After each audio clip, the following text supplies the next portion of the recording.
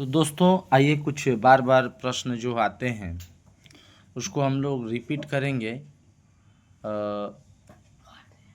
इस वीडियो के माध्यम से।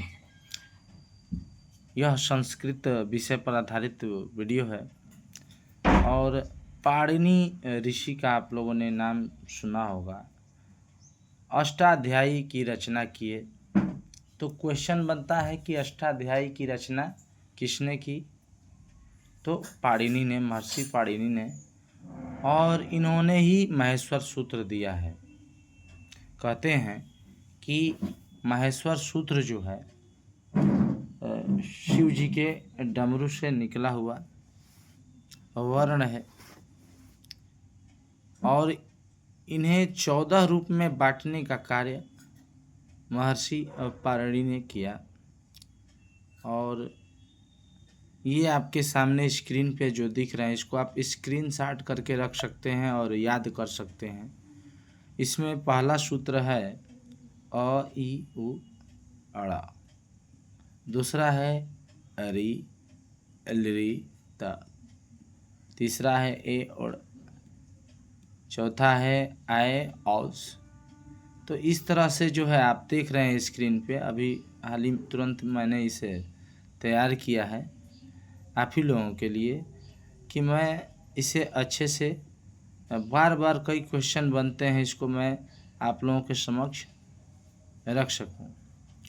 तो दोस्तों पाणिनि ने अष्टाध्यायी की रचना की और महेश्वर सूत्रों की संख्या 14 है।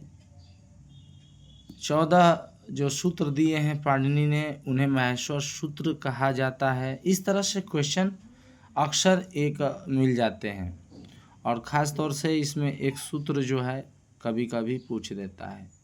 अब चलिए थोड़ा सा वर्णों के बारे में जानें। तो वर्ण मूल रूप से संस्कृत में 2 प्रकार के होते हैं, स्वर और व्यंजन। स्वर और व्यंजन। स्वर की संख्या पाणिनि ने 21 दिया है और व्यंजन की संख्या जो है कितना, 43। ये वर्णन जो है संस्कृत में है। आप जो है संस्कृत का विषय चल रहे हैं तो मूल रूप से वर्ण हो गए 2, स्वर और व्यंजन। लेकिन स्वर जो है स्वतंत्र बोले जाते हैं और व्यंजन स्वर की सहायता से बोला जाता है। फिर भी स्वर में जो उच्चारण में समय लगा या लगता है उसके आधार पर स्वरों का भी बंटवारा संस्कृत में किया गया है, जिन्हें 3 खंडों में बांटा गया है, ह्रस्व स्वर, दीर्घ स्वर, प्लुत स्वर। आप इसे याद रखें। ह्रस्व स्वर आई उरी और लृ में दिखता है दीर्घ स्वर और के बाद आ ई वाली बड़ी और बड़ाऊ ए ऐ ओ आओ अरी इसमें जुटता है, इसे दीर्घ स्वर। और प्लुत स्वर में बड़ी ई के बाद जो है देखिए जोड़ा मिलेगा। कभी कभी आप लोगों ने इस चीज़ को देखा होगा, जोड़ा में बड़ी ई है और साथ में 3 जैसा चिन्ह है, छोटा ऊ है 3 जैसा चिन्ह है, री में 3 जैसा, आइए जोड़े में दिख रहे हैं, कामा देख रहे हैं, दोनों शब्दों के बाद लगे हैं। तो इसे हम लोग क्या पढ़ेंगे, प्लुत स्वर। इसे पढ़ेंगे प्लुत स्वर।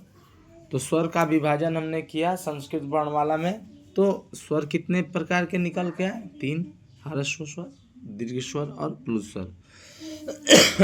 आइए एक तो छोटा सा नोट भी बना के रखे थे कि पाणिनि ने 21 स्वर तथा 43 व्यंजन मिलाकर संस्कृत वर्णमाला में 64 वर्ण बताए हैं। देखिए इस छोटे से टॉपिक के लिए ख़ास तौर से आपने क्या सीखा है इसको बार बार रिपीट कीजिएगा तो समझ में आएगा।